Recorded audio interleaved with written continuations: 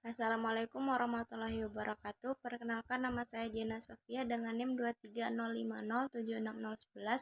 Di sini saya akan memaparkan beberapa materi yang telah disampaikan oleh kelompok 5 dengan materi model dan metode pembelajaran. Pengertian model pembelajaran.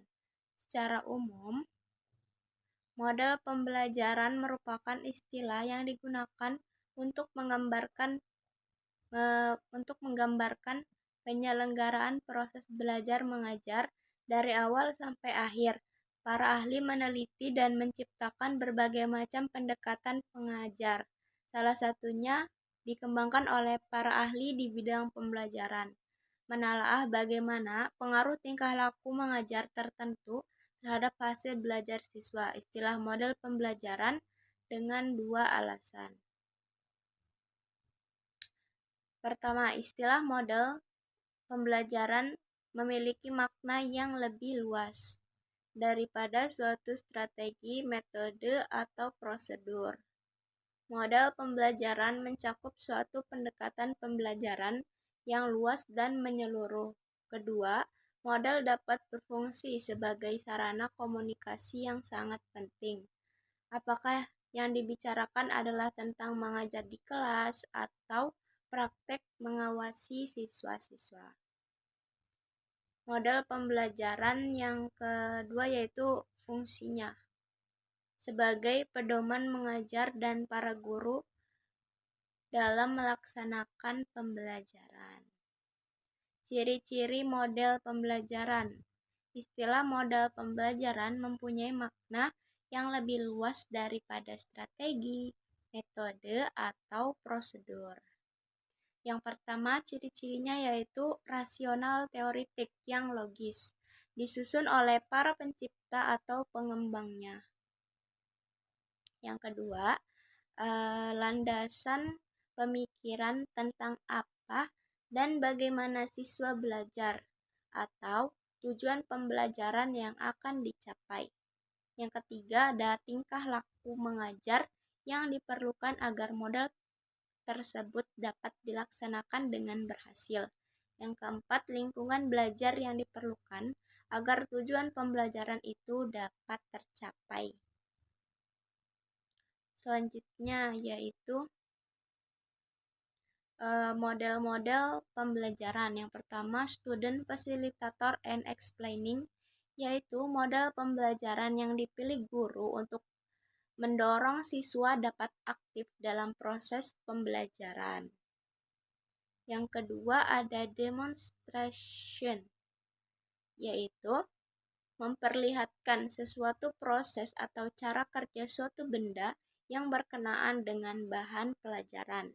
Yang ketiga ada mind mapping, yaitu pembelajaran yang mengajak siswanya untuk belajar secara aktif menggunakan otak, baik untuk menemukan ide pokok dari materi, memecahkan masalah, atau mengkorelasikan apa yang mereka pelajari ke dalam masalah kehidupan mereka.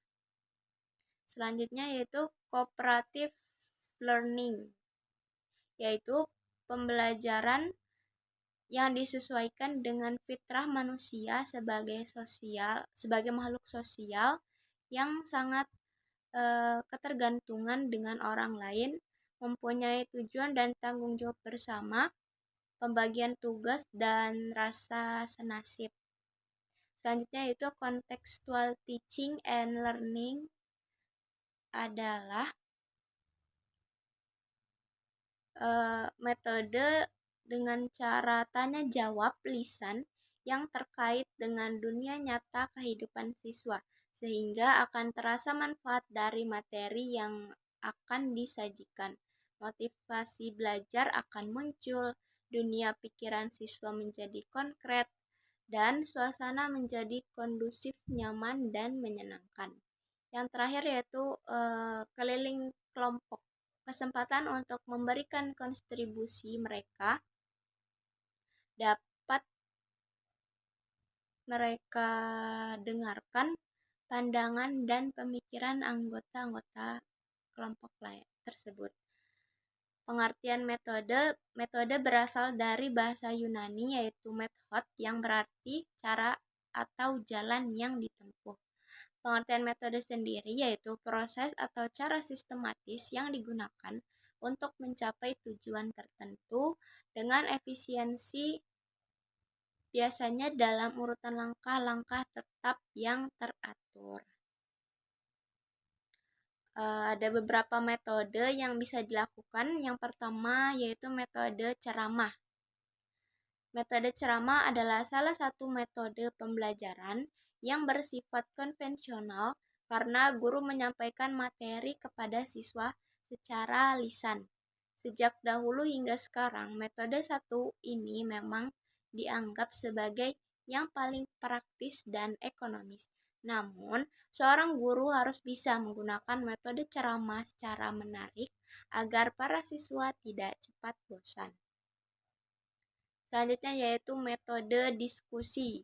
Sesuai dengan namanya, metode ini selalu mengutamakan aktivitas diskusi yang melibatkan para siswa untuk belajar memecahkan masalah.